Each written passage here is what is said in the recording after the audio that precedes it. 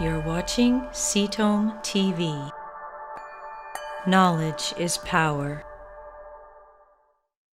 Cancer is caused by, as Alex is clarifying for me, it's not specific to mutations, but it is a disease of your DNA. There are right now hundreds of cancer treatments that we could refer to as those targeted therapies we've been talking about. There are tumor DNA tests out there right now that can look at over 600 known cancer-related mutations. And as Alex just said, did you want to say something else? Yes, 600 known cancer-related genes. Oh, thank you.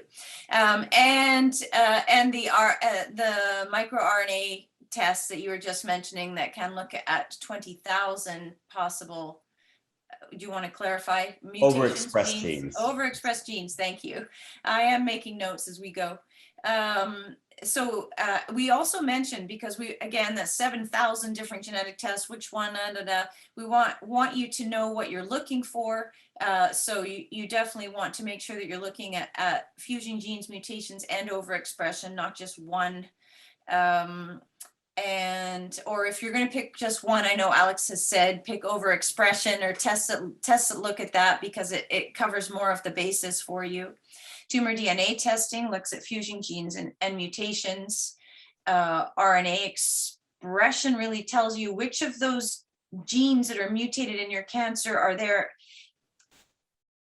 to the highest quantity over normal. So it references what is normal expression, and then it looks at the ratio of yours over normal. So if we use a test like this for you, we're looking to see which ones are showing up in the highest quantities over what the normal ratio would be. And that's how we know they're involved in your cancer and need to be targeted.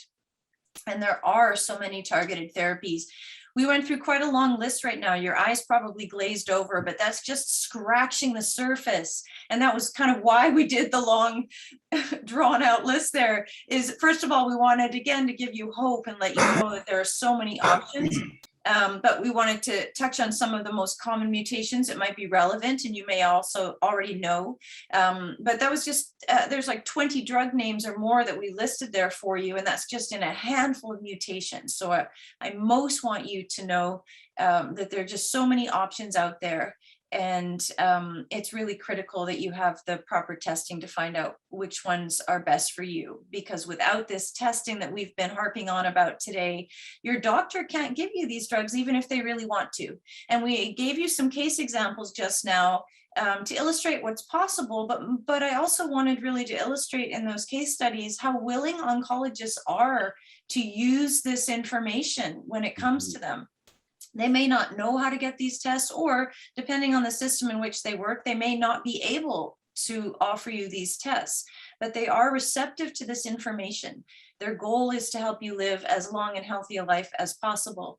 And when you present them with some good evidence about what treatments are going to work for you, most oncologists are very open to helping you access those treatments. And of course, what's the point in figuring out all this stuff if we're not going to make sure it's working as well as it could? And that's where the liquid biopsies come in, just a simple blood test that really can tell you with such high accuracy and very quickly after you start treatment, if that's what you need. The liquid biopsies are also really excellent for monitoring, for early detection of recurrence. So we have quite a few clients who get like an annual liquid biopsy. They're in remission, it's all good. And so maybe once or twice a year, we'll send a nurse to their home, draw some blood, and let them know, yep, everything's still fine. And that's a great relief for them. And they don't have to go for scans in order to assess this. They can just tell with that blood. Thank you for watching Tumour TV. Subscribe below and stay informed.